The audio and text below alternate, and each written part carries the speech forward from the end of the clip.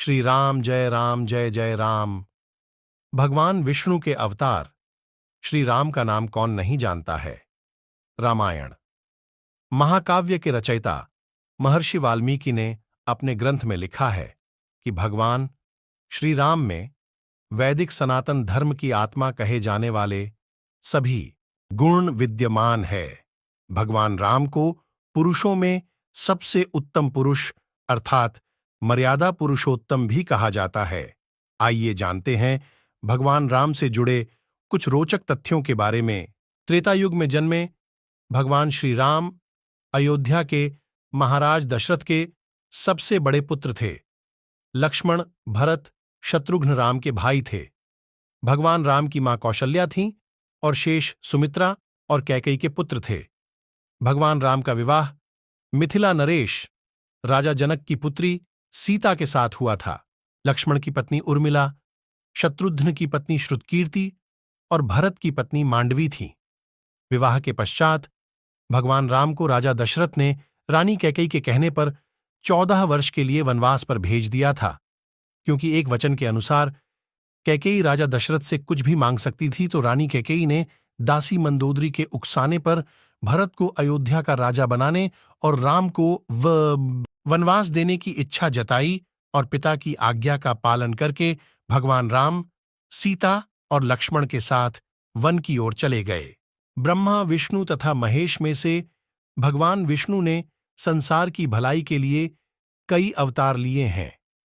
भगवान विष्णु द्वारा कुल 10 अवतार लिए गए, जिसमें से भगवान राम 7वें अवतार माने जाते हैं और यह अवतार भगवान विष्णु के सभी अवतारों में से सबसे ज्यादा पूज्यनीय माना जाता है।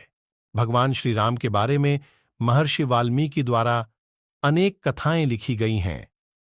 वाल्मीकि के अलावा प्रसिद्ध महाकवि तुलसीदास ने भी श्री राम के महत्व को लोगों को समझाया है। भगवान राम ने कई ऐसे महान कार्य किए हैं जिसने हिंदू धर्म को एक गौरवमयी इतिहास प्रदान किया है। भगवान विष्णु ने राम बनकर असुरों का संहार करने के लिए पृथ्वी पर जन्म लिया। भगवान श्री राम ने मातृपितृ भक्ति के चलते अपने पिता राजा दशरथ के एक आदेश पर 14 वर्ष तक वनवास काटा। नैतिकता, वीरता, कर्तव्यपरायणता के जो उदाहरण भगवान राम ने प्रस्तुत किए, वह बाद में मानव जीवन के लिए मार्गदर्शक बन गए। भगवान राम अपनी प्रजा को हर तरह से सुखी रखना चाहते थे। उनकी धारणा थी कि जिस राजा के शासन में प्रजा दुखी रहती है, वह राजा नरक भोगी होता है। महाकवि तुलसीदास जी ने रामचरितमानस में राम राज्य की विशद चर्चा की है। माना जाता है कि अयोध्या में 11,000 वर्षों तक भगवान राम का दिव्य शासन रहा। भगवान राम अपनी प्रजा को हर तरह से सुखी रखना चाहते थे। उनकी धारणा थी कि जिस राजा के शासन में प्रजा दुखी रहती है, वह राजा नरक भोगी होता है। महाकवि तुलसीदास जी ने रामचरितमानस में राम राज्य की विशद चर्चा की है। माना जाता है कि अयोध्या में 11,000 वर्षों तक भगवान राम का दिव्य शासन रहा। वनवास के दौरान भगवान श्री राम ने देश के सभी आदिवासियों और दलितों को संगठित करने का कार्य किया और उनको जीवन जीने की शिक्षा दी। उन्होंने देश के सभी संतों और उनके आश्रमों को राक्षसों, दैत्यों के आतंक से बचाया था। अपने 14 वर्ष के वनवास के दौरान भगवान राम ने भारत की सभी जातियों और संप्रदायों को एक सूत्र में बांधने का कार्य किया। चित्रकूट में रहकर भी उन्होंने धर्म और कर्म की शिक्षा दीक्षा ली।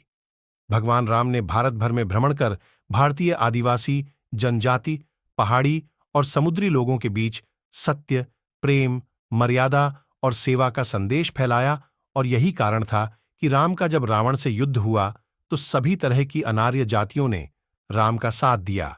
भगवान श्री राम कहते हैं कि पृथ्वी लोक एक ऐसा लोक है जहां जो भी आता है उसे एक दिन वापस लौटना ही होता है। ठीक इसी तरह श्री राम भी अपना मानवीय रूप त्याग कर अपने वास्तविक स्वरूप विष्णु का रूप धारण कर बैकुंठ धाम की ओर चले गए। श्रीराम कथा Ayodhya and 10 untold stories about Lord Rama 7 of 7-1। वनवास के समय भगवान राम 27 साल के थे। 2 लव और कुश राम तथा सीता के 2 जुड़वां बेटे थे। 3 राम रावण युद्ध के समय इंद्र देवता ने भगवान श्री राम के लिए दिव्य रथ भेजा था। 4. भगवान श्री राम ने पृथ्वी पर 10,000 से भी अधिक वर्षों तक राज किया। 5. भगवान राम का जन्म चैत्र नवमी में हुआ था, जिसको भारतवर्ष में राम नवमी के रूप में मनाया जाता है। 6. भगवान राम ने रावण को मारने के बाद रावण के ही छोटे भाई विभीषण को लंका का राजा बना दिया था। 7. गौतम ऋषि ने अपनी पत्नी अहिल्या को पत्थर बनने का श्राप दिया था और इस श्राप से भगवान राम ने ही उन्हें मुक्ति दिलाई थी। 8. अरण्य नाम के एक राजा ने रावण को श्राप दिया था कि मेरे वंश से उत्पन्न युवक तेरी मृत्यु का कारण बनेगा, और भगवान राम इन्हीं के वंश में जन्मे थे। 9. माता सीता को रावण की कैद से आजाद कराने के लिए रास्ते में पड़े समुद्र को पार करने के लिए भगवान राम ने एकादशी का व्रत किया था। 10. वनवास वापसी के बाद भगवान राम के अयोध्या वापसी की खुशी में अयोध्या वासियों ने दीप जलाए थे, तब से दिवाली का त्योहार मनाया जाता है।